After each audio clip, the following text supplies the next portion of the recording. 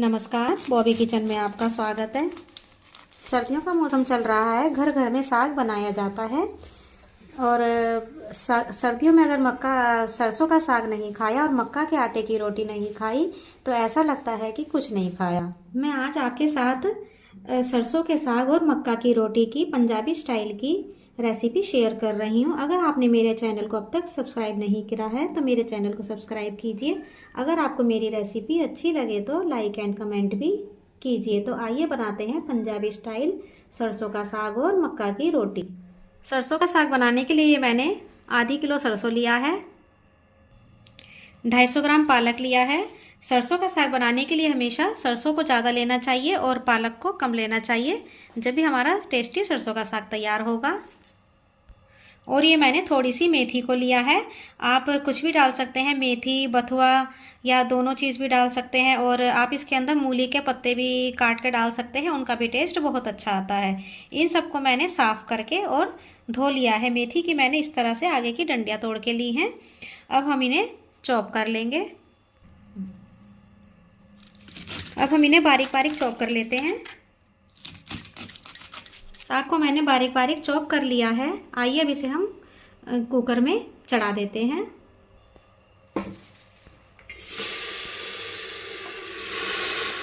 साग को मैंने कुकर के अंदर चढ़ा दिया है और मैंने गैस की फ्लेम को भी ऑन कर दिया है। अब ये मैंने लहसुन की 5-6 कलियां ली हैं। अब हम इन्हें खलबट्टे में डाल के क्रश कर लेंगे। इनको हम साग के अंदर डालेंगे। आप लहसुन को काटने की जगह अगर इस तरह से क्रश करके इनको डालेंगे तो इसका ज़्यादा अच्छा टेस्ट आएगा। कुकर में 5-6 विसिल्स आ चुकी हैं। अब हम साग को ठंडा होने के लिए रख देते हैं। इतने साग ठंडा हो रहा है, इतने हम मक्का के आटे की तैयारी कर लेते हैं। ये मैंने 2 कप मक्का का आटा लिया है और ये मैंने 1 कप से थोड़ा सा ज़्यादा पानी बॉईल होने के लिए, गर्म होने के लिए रखा हुआ है। हमें मक्का का आटा इस पानी में सेट करना है। अब हम इस पानी को मक्का के आटे में डालेंगे।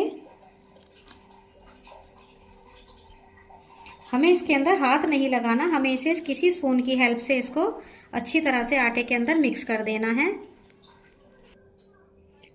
हमने पानी को आटे में, मक्का के आटे में अच्छी तरह से मिक्स कर दिया है। अब इसको हम 10 मिनट के लिए रेस्ट पर रख देते हैं। इतने हमारा आटा रेस्ट पर है, इतने हम साग को फ्राई कर लेते हैं। ये मैंने 2 बड़े चम्मच टेबल स्पून घी लिया है। आप सरसों का तेल भी ले सकते हैं। अब इसके अंदर हम ये आधा चम्मच जीरा डालेंगे। जीरा क्रैकल हो जाने पर इसके अंदर मैंने ये 5-6 कलियां लहसुन की बारीक चॉप करके डाली हैं। इसको हम थोड़ा सा तेल के अंदर, घी के अंदर फ्राई कर लेते हैं। अब इसके अंदर हम ये 2 मीडियम साइज के मैंने प्याज चॉप किए हैं, उसको भी डालेंगे। अब प्याज को हम खूब अच्छे से इसके साथ सोटे कर लेते हैं। फ्लेम को हमें मीडियम टू हाई रखना है। प्याज का कलर गोल्डन ब्राउन हो चुका है। अब इसके अंदर हम ये थोड़ी सी मिर्च डालेंगे। ये मैंने 2 हरी मिर्च को बारीक चॉप करा है। अब हम इसे भी प्याज के साथ सोटे कर लेते हैं। हरी मिर्च को मैंने 1 मिनट तक प्याज के साथ सोटे करा है। अब इसके अंदर हम ये 2 मीडियम साइज के टमाटर डालेंगे। आप चाहें तो टमाटर को स्किप भी कर सकते हैं। इसके अंदर हम ये आधा चम्मच लाल मिर्च पाउडर डालेंगे। थोड़ा सा इसके अंदर नमक डालेंगे जिससे कि टमाटर हमारे आराम से पक जाएं। हमें नमक ध्यान से डालना है क्योंकि हम साग में पहले भी नमक डाल चुके हैं और साग में ज़्यादा नमक की ज़रूरत नहीं होती। हम साग के अंदर ज़्यादा मसालों की भी ज़रूरत नहीं होती है, बस इसके अंदर हम मिर्च डालेंगे। इतने हमारा मसाला तैयार हो रहा है, इतने हम इसको मैश कर लेते हैं। यह ठंडा हो चुका है। आप चाहें तो इसको मिक्सी में दरदरा भी पीस सकते हैं। आपको जैसे अच्छा लगे आप वैसे कर सकते हैं, पर जो हाथ से इस तरह से हम साग को मैश करते हैं उससे साग के अंदर टेस्ट बहुत अच्छा आता है। साग को हमने खूब अच्छे से घोट दिया है। अब इसके अंदर हम बेसन का, उसका मक्की के आटे का आलन लगाएंगे। अब ये 2 चम्मच हम मक्की का आटा लेंगे अब इसके अंदर हम थोड़ा सा पानी मिलाएंगे। हमने पानी डाल के इसका मक्का के आटे का एक घोल तैयार कर लिया है।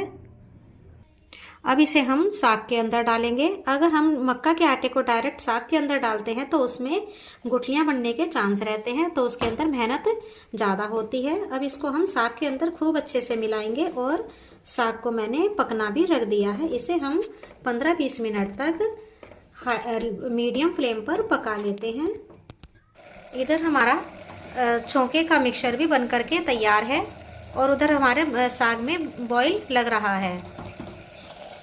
साग पकते हुए 15-20 मिनट हो चुके हैं। अब इसे हम जो हमने मिक्सचर तैयार करा है उसके अंदर डालेंगे।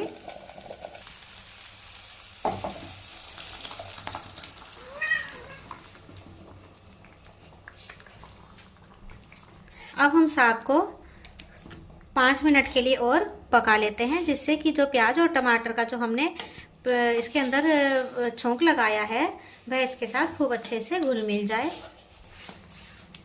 साग को पकते हुए 5 मिनट हो चुके हैं। अब हम गैस की फ्लेम को ऑफ करेंगे। आप इसको ऐसे भी खा सकते हैं, यह भी ऐसे भी बहुत अच्छा लगेगा, पर हम इसके अंदर अब एक तड़का और लगा देंगे तो यह बिल्कुल ऊपर के लेवल का बन जाएगा। अब हम ये एक पैन के अंदर 2 चम्मच घी डालेंगे। घी गर्म होने के बाद इसके अंदर हम ये आधी चम्मच जीरा डालेंगे। 2 पिंच हींग डालेंगे। हींग का फ्लेवर साग के अंदर बहुत अच्छा लगता है।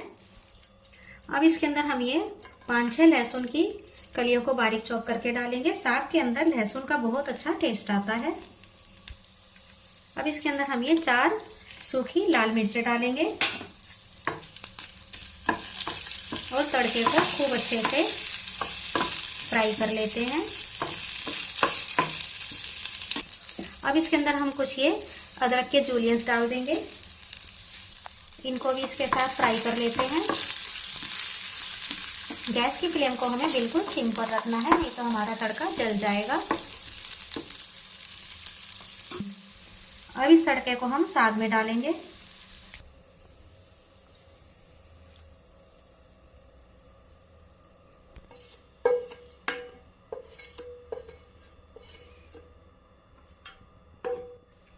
सरसों का साग बनकर के तैयार हो चुका है। अगर आप इस तरह से सरसों का साग बनाएंगे तो आपको सर्दियों में साग का बहुत ही अच्छा टेस्ट आने वाला है।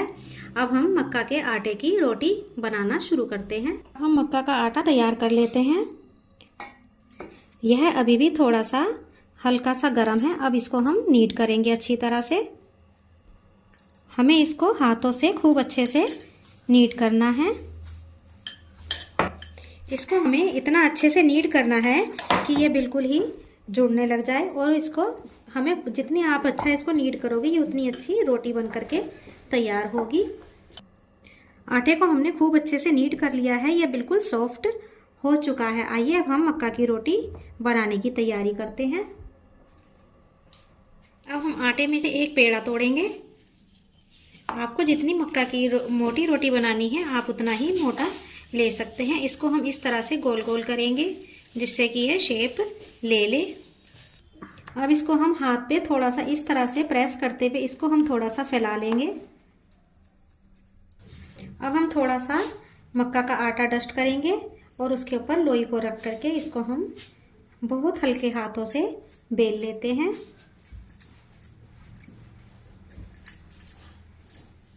हमें आटा इतना नीड अच्छा नीड ज़्यादा करना होता है जिससे कि मक्का की रोटी साइडों से ना फटे और वह खूब आराम से बन करके तैयार हो जाए।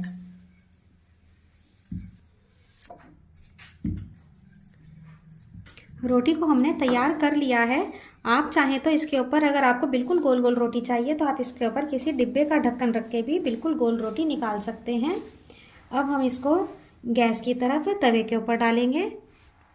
ये मैंने एक तवा मीडियम गरम करा है, उसके ऊपर रोटी को डालेंगे। देखिए रोटी ऊपर से ड्राई होने लगी है, इसका मतलब ये नीचे से सिक चुकी है। अब इसको हम टर्न कर देंगे। अब इसे हम नीचे से भी चेक कर लेते हैं। नीचे से भी यह सिक चुकी है। अब इसको हम गैस के ऊपर सेकेंगे। हमें इसको इस तरह से पलट पलट के उठा उठा के सेक लेना है, ये कहीं से जले ना।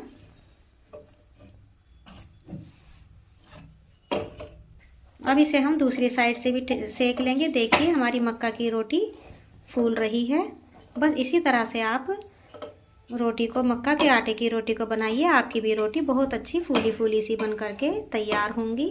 अगर आपने मेरा चैनल अभी तक सब्सक्राइब नहीं किया है तो मेरे चैनल को सब्सक्राइब कीजिए। लीजिए रोटी हमारी बन करके बिल्कुल तैयार है। अब इसको हम प्लेट में कर लेंगे। बस इसी तरह से हम दूसरी रोटी को भी बना लेते हैं।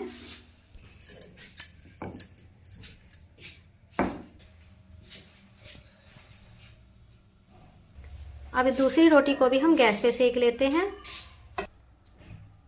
बस इसको भी हम इसी तरह से पलट पलट के इस तरह से चारों तरफ से सेकेंगे।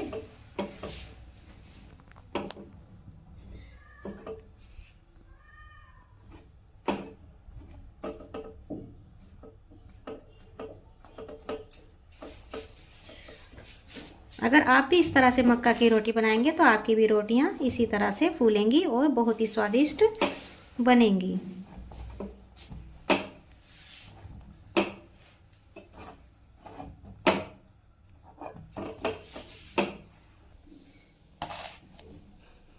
हमारी मक्का की रोटी बन करके तैयार है। आप इसको ऊपर से इसके बटर रखिए तो यह आपको बहुत ही टेस्टी लगेगी।